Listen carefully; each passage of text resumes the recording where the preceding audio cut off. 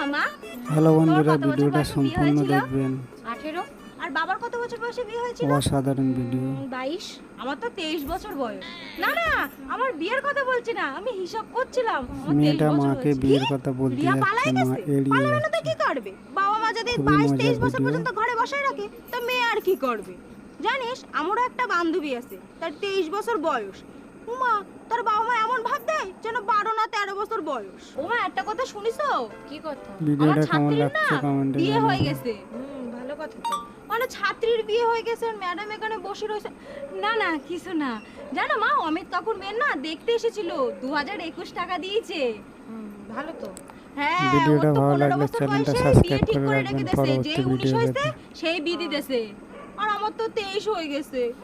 তা তুই যা, গিয়ে জলটা ভর, আমি ভাতটা বাড়ি।